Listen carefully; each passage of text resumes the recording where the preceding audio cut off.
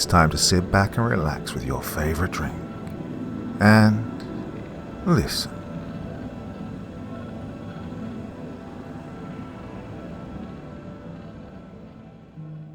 Tonight's story is a chilling dystopian account that feels less like fiction and more like a warning.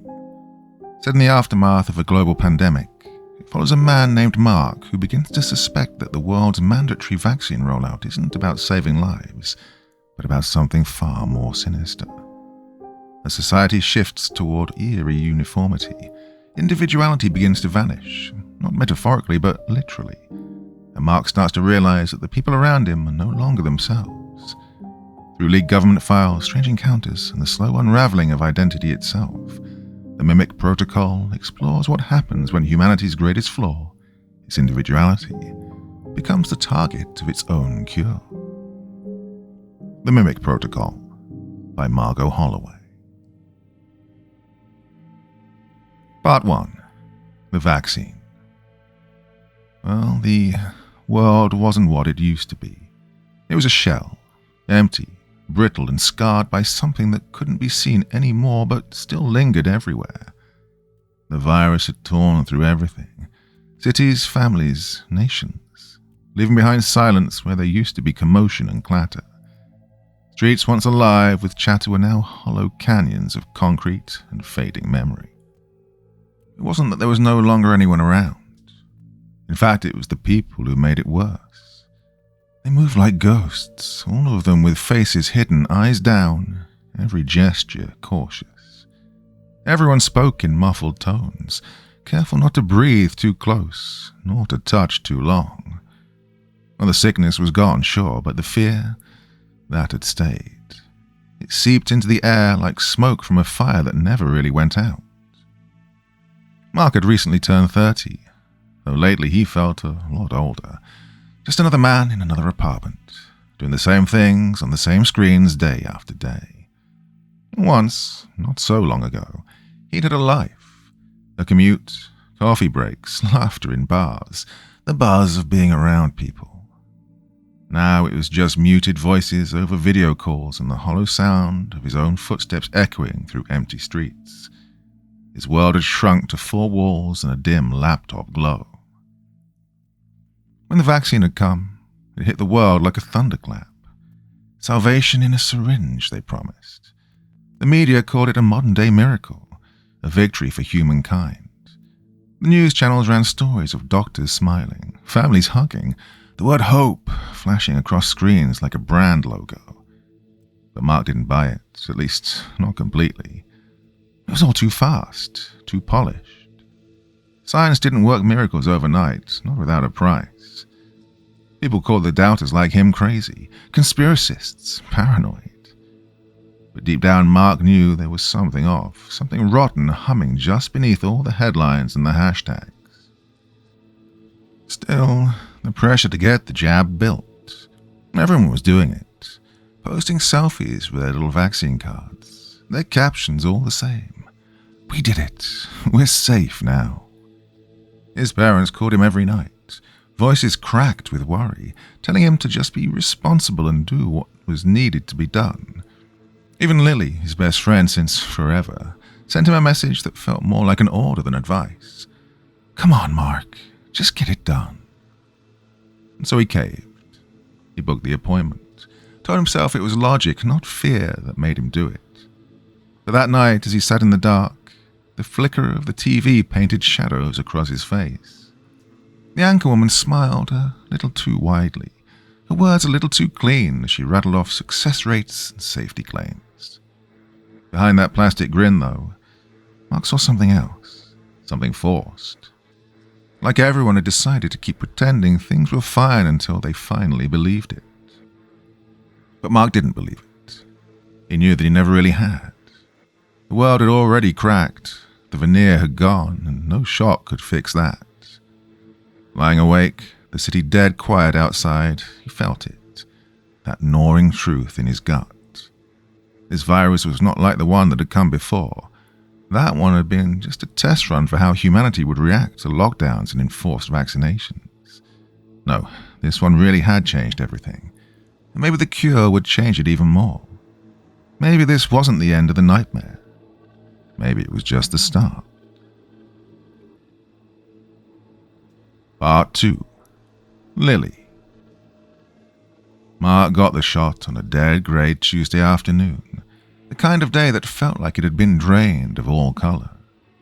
The clinic was packed tight with bodies, yet no one made a sound, just rows of masked faces staring ahead, eyes empty, like cattle waiting for slaughter. The air smelled of antiseptic, and it felt like you could cut the fear with a knife. A nurse, plastic visor and latex gloves, her voice stripped of even the slightest hint of warmth, called his name. He followed her into a narrow room that felt even colder than the hallway. Well, the shot itself was nothing. A prick, a flash of sting, and it was done. "Oh, you might feel tired," the nurse said, her voice flat, already looking past him to the next in line. "Maybe a little headache. Drink water." It was odd. The words sounded rehearsed, like she'd said them 1,000 times and stopped meaning them after the first 100. Well, to be fair, though, she had probably said them thousands of times, so it was understandable for her to be going through the motions. Mark nodded, rolled down his sleeve, and walked out with a small square of gauze taped to his arm and an ache deep in his gut that had nothing to do with the needle. That night, the fever well and truly hit. A low humming heat that crawled up his arm and settled behind his eyes. He lay in bed, sweating, drifting in and out of half-dreams where faces melted and reformed, always watching him. By morning the fever had broken, but the world didn't feel right. The city looked the same, but it wasn't. People's faces seemed unstable. Not enough to notice if you weren't looking, but enough to make his skin crawl. Little things, easy not to notice, or ignore even if you did.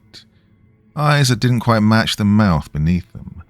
Jawlines that seemed to flicker, like reflections on disturbed water. Within a week, everything had changed again. The streets filled back up, the noise returned, and the news couldn't stop calling the vaccine a miracle. Infection rates nosedived, smiles spread, real or otherwise. People started seeing each other in person again. Hope was well and truly back on the menu. But the fringes of the internet whispered a significantly different story for those who cared to look. Short posts, deleted videos, seemingly outrageous claims that people were glitching mid-conversation, faces rippling, skin reforming into someone else's. The experts we were presented with merely referred to it as trauma, mass hysteria, brain fatigue. Everyone nodded along because, well, that explanation was easier to swallow. But again, Mark didn't believe any of it.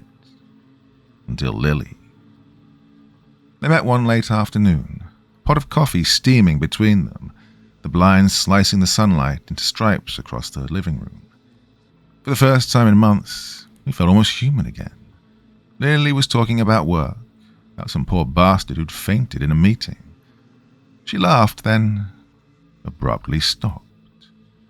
Her eyes locked on his, her face frozen mid-expression. And then her skin began to crawl. Not in a metaphorical way, literally. Her features shifted, her bones seemingly rearranging in tiny, horrifying spasms.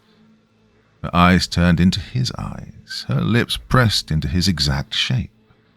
His expression, the tight, thoughtful frown he made without realizing, now appeared on her face like a reflection in wet glass. And when she spoke, it was with his voice, or at least a very close approximation of it, that came out. "Mark," she said, or maybe he did. "Are you okay?" His hand trembled. Coffee sloshed against the rim of the cup. The air between them buzzed like static before lightning. And then, just like that, it was gone. Her face snapped back, her eyes softened. She blinked, smiled, and kept talking as if nothing had happened. Mark forced a nod, but his heart was pounding hard enough to hurt. He pretended to listen, pretended to laugh, but his mind was spiraling. That night he didn't sleep. He just lay there watching the shadows crawl across his ceiling, replaying the moment again and again. By sunrise, he was telling himself it was probably fatigue, a trick of the light, the brain playing games after months of isolation. But it kept happening, everywhere. Subtle, quiet, but increasingly constant. A co-worker's eyes flashing green for a second before returning to brown. The stranger on the subway smiling in sync with another's grin like a reflection caught in motion. The patterns multiplied.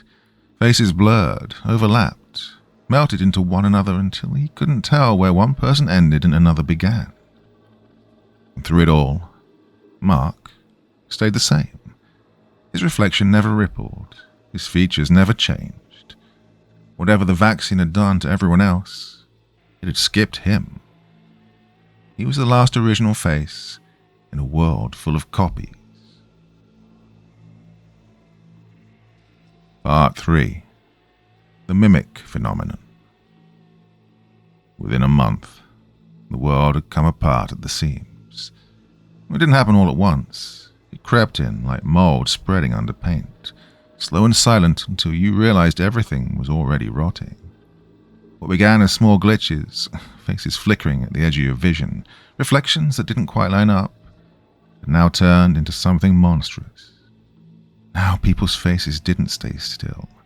They pulsed, morphed, flowed like wet clay trying to remember a shape. Eyes shifted color. Mouths warped mid-sentence, and every street looked like a fever dream of half-similar strangers. Well, the media tried to make sense of it. They called it the mimic phenomenon. Experts paraded across TV screens, although their expressions were a little too composed, their words too smooth to trust. It's temporary, one said. A benign neurological response, kind of visual empathy. This phrase spread like disinfectant, clean, sterile, and just plain wrong. Nobody believed it. On the streets, people stopped looking at one another. Conversations died. Windows were covered, mirrors smashed, gatherings outlawed. Cities went quiet again, only this time even the silence felt infected. The government's response was one of panic. Curfews, mandates, emergency broadcasts. Masks came back, thicker than before, and posters screamed from every corner. Protect your identity. Stay safe. Stay yourself. Eye contact was labeled a public health hazard. Even reflections were censored. Mirrors were wrapped in black plastic like corpses. It wasn't about protecting people anymore. It was about containing the panic. And for Mark, the world had turned into a nightmare with no waking up. He watched people he loved disintegrate behind their faces. His parents, once so different, started to blend into one another until they shared the same mouth, the same dull eyes. They moved in sync, speaking in unison without realizing it. His office turned into a factory of copies, rows of identical grins and mirrored gestures, voices merging into a single drone. And Lily? She was disappearing piece by piece. Each time he saw her, she looked less like herself. Sometimes she had his eyes. Sometimes her voice cracked into his tone. Once she caught her reflection in a window and laughed with a sound that wasn't her own. Mark tried to fight it. He filmed people morphing in public, even recorded Lily mid-shift, but footage would never come out right. The faces smeared, data was corrupted, static tearing through every frame. Online he tried to post about it everywhere he could, to warn others, but the messages always vanished within minutes. Auto-deletions, apparently. Spreading misinformation, the replies said. The internet had turned into another control tool. The truth wasn't just being hidden, it was being erased. So he went underground. Nights blurred into each other as he dug deeper, ever deeper, tearing through data leaks, encrypted files, government archives, anything that might explain what was happening. What he found froze him to the core. A classified document buried deep in a medical archive. Viral adaptation hypothesis. Human subject trials phase 4. Well, it describes something prehistoric. A survival reflex buried in human DNA. Early humans had survived by becoming one another, by mimicking the pack to confuse predators. The vaccine, meant to boost immunity through genetic rewriting, had accidentally flipped that switch back on. It wasn't evolution, it was regression. Humanity was dissolving into itself. Mark sat in the dark, the screen's blue light flickering over his face. Outside his window, the city moved like a single breathing organism. He could see them walking under the lamps, figures with faces that blared into one another, melding and separating like smoke. No individuality, no differences, just a grey tide of flesh and movement. He touched the window, the chill biting into his hand, and for a long time he just stood there watching. That's when it hit him. He wasn't immune. He was just incompatible. Whatever the vaccine had done to everyone else, it hadn't worked on him. He was the flaw in the pattern, the anomaly that couldn't blend. In a world that now worshipped sameness, that made him dangerous. Part 4. Identity Differentiation. It was well past midnight when Mark finally found it, the truth he'd been clawing toward for weeks. By this point, his apartment was a wreck of stale air and cold caffeine, coffee cups crowding the desk beside a laptop that hummed like a dying engine. Outside, the city murmured, a low, restless noise that never really slept. Lines of code scrolled across the cracked screen, reflected in Mark's tired eyes. He'd broken through a wall of encryption, government firewalls, proxy servers, and dead-end IPs, until he reached the digital underbelly of the Department of Global Health. A vault of sealed files, never meant to see daylight. The documents were corrupted, redacted beyond reason, but one phrase kept surfacing like a ghost from the code. Genetic Cohesion Initiative. At first, he'd thought it was just another bureaucratic buzzword, something about herd immunity or vaccine outreach. But the deeper he dug, the colder it got. This wasn't a medical project.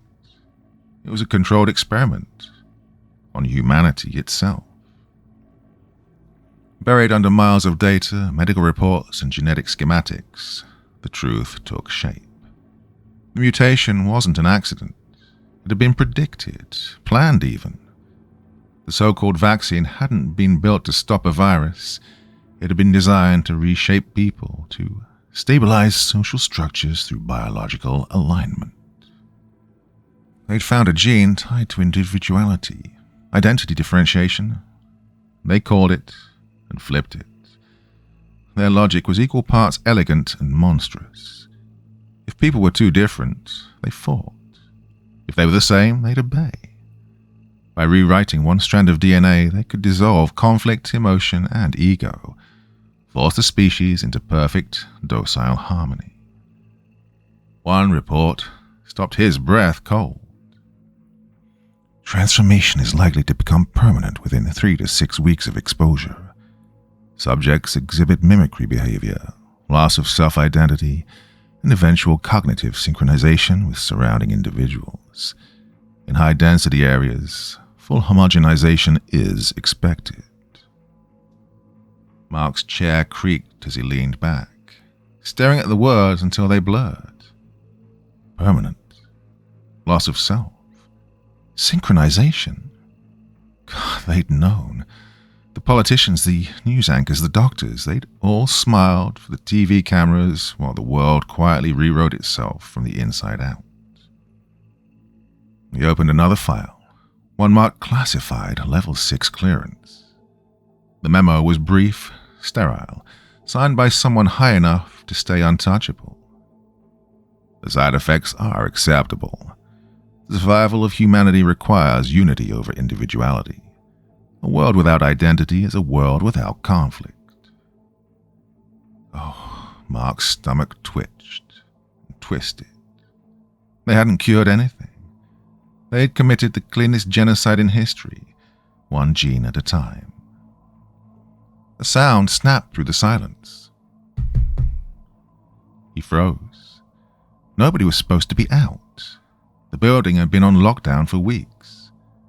The knock came again, softer but insistent. He edged toward the door, his heart hammering. Through the peephole he saw her, Lily. She looked pale under the flickering hallway light, her mask pulled tight, her eyes glassy but aware. "Mark," she called, her voice small and trembling. "I know you're in there. Please, we need to talk." He hesitated at first and then unlocked the door. She slipped inside like a shadow. Immediately he could tell that her movements were off. Everything was too smooth, too deliberate, almost as if she was being remote controlled. When she pulled off her mask, Mark's breath caught. Her face, God, it was changing. Not like an illusion, real flesh bending and twitching, her jawline rippling through shapes that weren't hers. For a moment, it was definitely his. "I think I'm losing myself," she whispered.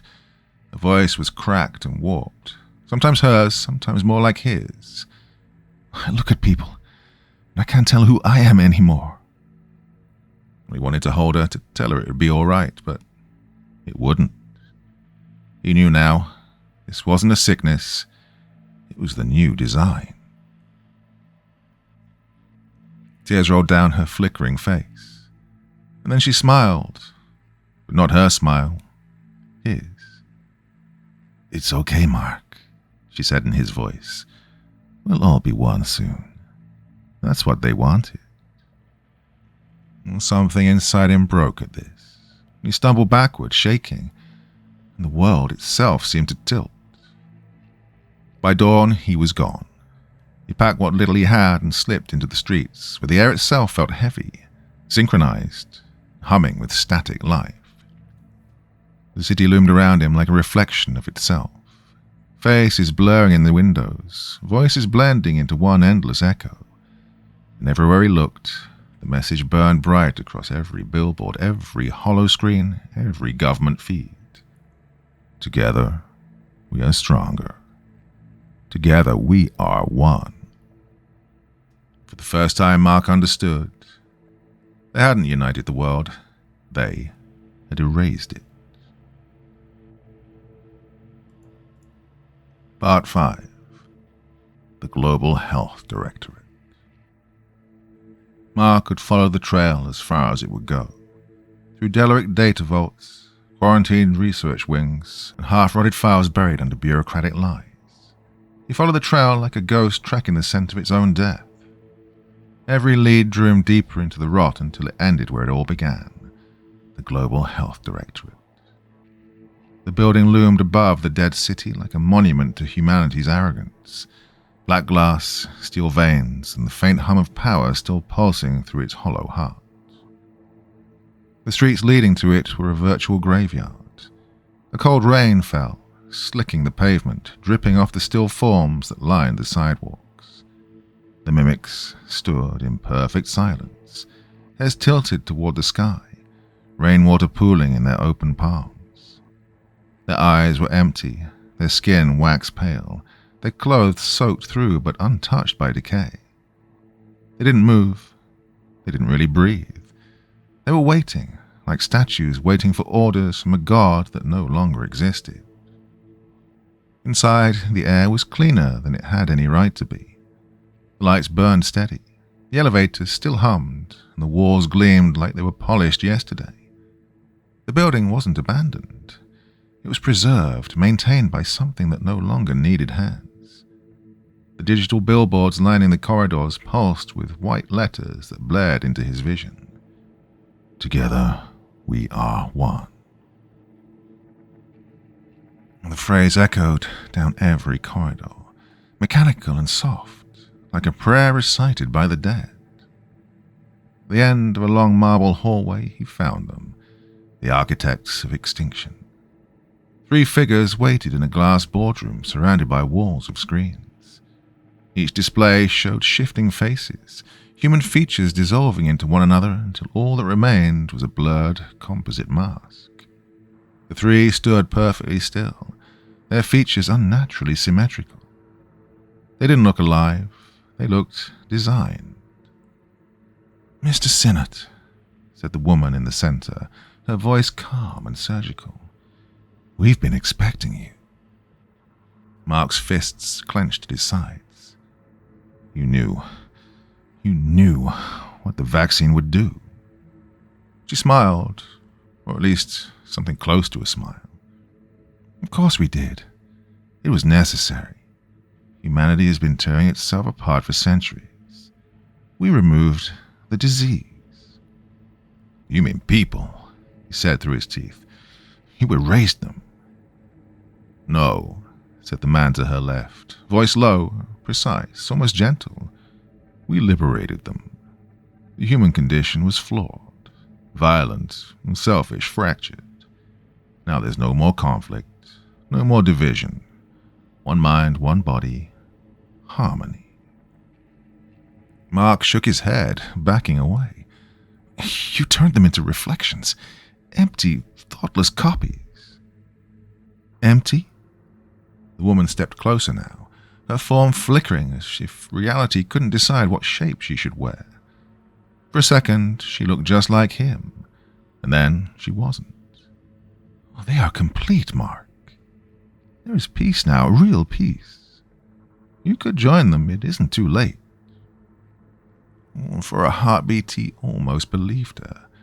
There was something intoxicating in the stillness of their voices, a promise of silence, of rest. The endless screaming of the old world had stopped. Maybe this was what humanity had always wanted. Quiet. Unity. Then he saw Lily in his mind, her face collapsing, her eyes begging him to remember her before she disappeared into the swarm. He steadied himself. "You don't understand," he said, his voice hoarse. "You didn't cure us. You killed everything that made us human."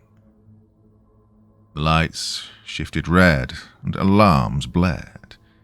The figures' faces twisted, their perfect symmetry was collapsing into chaos.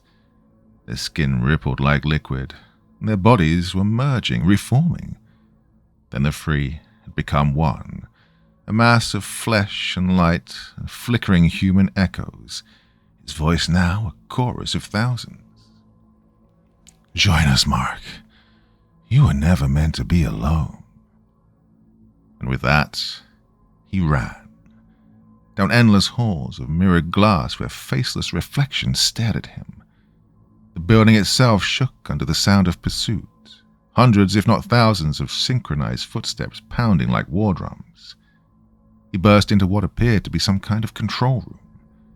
The cacophony of noise caused by his presence told him that this place was of vital importance to this whole situation. Could this be the central hub? The pulse of the network connecting every mimic on Earth, controlling their thoughts? Well, he didn't get the chance to confirm his theory as the creature behind him twitched. Fractured light crawled across its surface as the voices began to rethread themselves. It wasn't gone, not yet at least. "You can't stop evolution," it whispered, 1,000 voices murmuring in one breath. "You can only slow it down, but you will ultimately fail." Mark turned and fled the building. Could the last man with his own face still save what was left of mankind? Part 6. Harmony Achieved. Well, Mark didn't know how long he'd been running. Hours, days, maybe more. Time had stopped meaning anything. The world above had gone still, eerily still, like someone hit pause on reality. Cities that once screamed with life now sat hushed, filled with people who moved like ghosts, smiling, synchronized, and soulless. And everywhere the same voice echoed, flat and artificial, pumped through the skeleton of civilization. Harmony achieved. Conflict resolved. Remain connected. I lived on instinct now, scavenging from abandoned stores, drinking rainwater off rusted gutters, sleeping wherever the shadows stayed deepest. The trick was to avoid these crowds. Once you looked too long into their eyes, it was probably over. Now and then, through the static of an old military radio he'd acquired, he'd catch fragments of something human. "If you can hear this, come south. We're still ourselves. Follow these coordinates." Oh, that whisper of hope pulled him through the wastelands of glass and dust till he found them, the survivors. They lived beneath the husk of an old power station, buried deep in concrete and shrouded in darkness. Maybe 40 of them, tops. All were hollow-eyed, trembling, clinging to what was left of their humanity. Among them was Dr. Wren, a small woman with dark circles under her eyes and a mind sharp enough to cut glass. Turned out she'd worked on the original vaccine before realizing what it truly was. When she saw what the directorate had done, she herself had fled. Wren told them about the one last chance they had. Not a cure, but a counter-strike. There was a frequency that could break the signal binding everyone together, a sonic disruption that might scramble the neural code controlling the mimicry. If they could piggyback it onto the global satellite grid, it might just jolt some minds free, or at least stop the infection from spreading further. "Look, it's a coin toss," she warned, voice steady but eyes full of dread. "We don't know what it'll do to those already changed." Mark looked around at the others. Faces still unique, still alive, still theirs. "Hey, listen, I was there at the central hub. There's no way I could make it back without succumbing to the effects of the vaccine. If we don't try this," he said, "then it's already over." They worked like ghosts for days. Nobody spoke much. Cables were spliced, transmitters rewired, power rerouted from the city's dying veins. The air down there was hot, thick with sweat, and at night they'd hear them. The mimics roaming above the tunnels in perfect rhythm, hundreds of feet dragging in unison. When it was ready, they gathered in the control room. The satellite dish above the ruins was aligned, its gears creaking like old bones. Wren's fingers shook as she entered the last sequence. "Once this starts," she said, "they'll come for us." Mark chambered a round into the rifle he'd been supplied with. "Well, then we make it quick." The countdown began. The screens flared to life, static crawling like lightning across their surfaces. The pulse of the signal built in the wires, a low-frequency growl that made the walls vibrate. And then came the sound from above. Footsteps, thousands of them maybe. The first impact made the ceiling dust rain down. Then the next, and then a roar of pounding, scraping, breaking. The swarm had found them. The reinforced doors buckled under the pressure. Pale faces pressed against the glass, identical and empty, eyes wide and glowing with calm devotion. "Join us," they whispered, a perfect choir. Gunfire tore through the air. The survivors held the line as best they could, brass casings clattering on the concrete floor. People screamed, then vanished into the mass.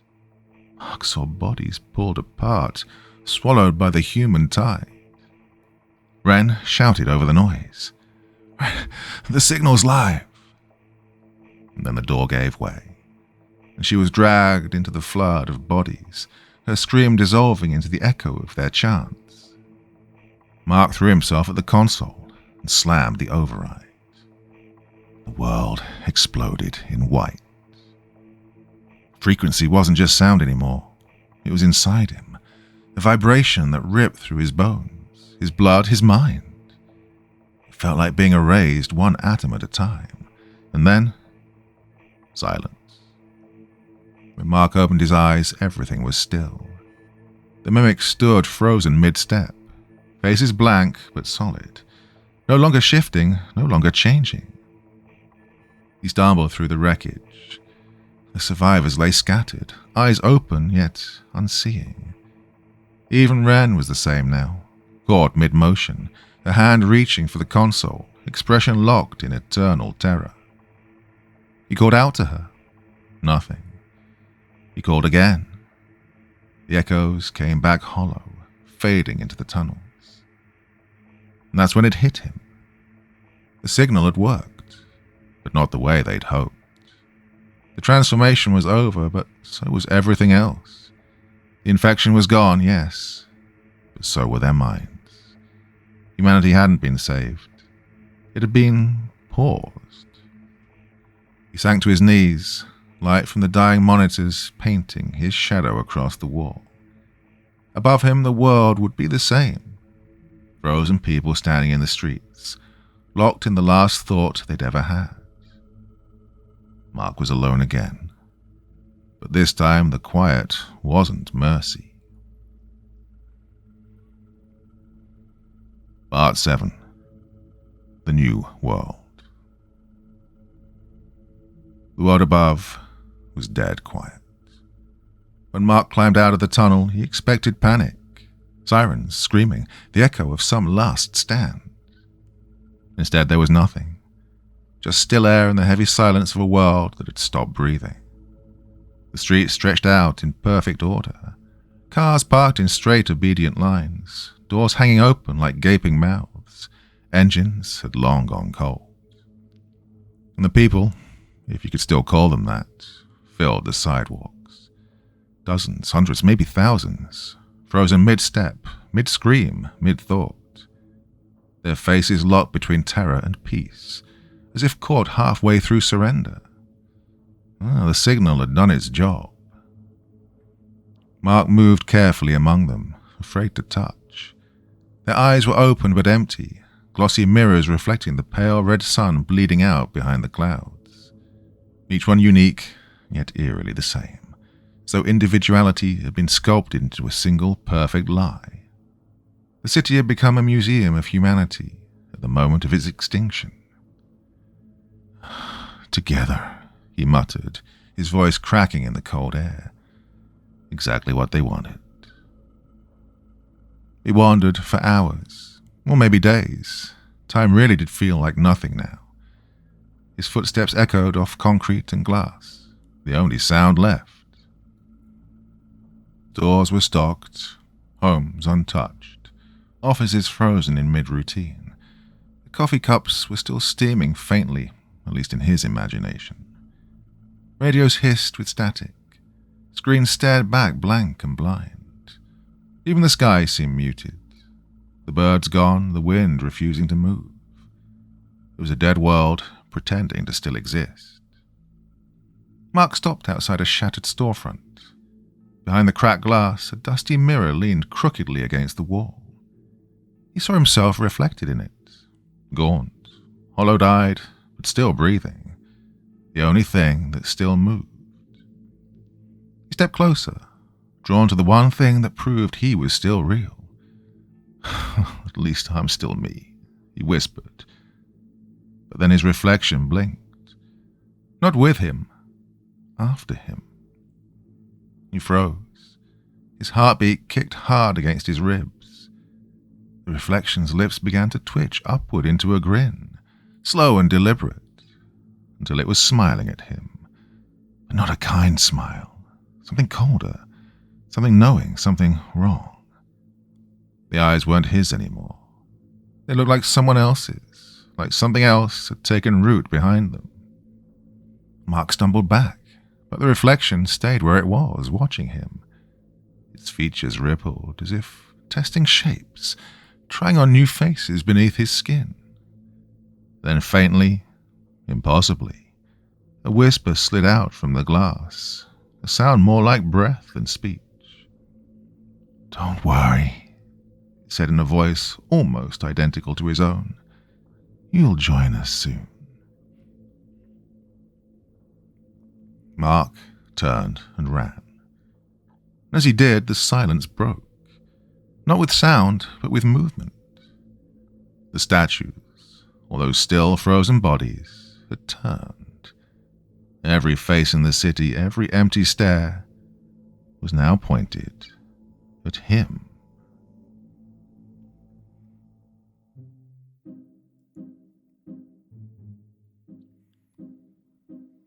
Wow, so what a weird, wonderful, and very intriguing story that was. Viruses, eh? Oof, thought we had got over the last one, but, well, maybe worse is to come. Thanks to the author Margot Holloway for that one. I haven't done one of her stories in quite a while, and it is a joy to once again be working on her material. Thoughts, feelings, anything else you want to say about that story in the comment section below? And as ever, I will do my best to join in the conversation. Back again, I think, tomorrow night. This was supposed to be last night, and I don't know what happened. Life got in the way, to be honest. So I have something planned for tomorrow night. A story from the Black Forests of Germany. Yeah. So hopefully see you all then. Till the next time. Remember, it's just a story. You all sleep well, yeah?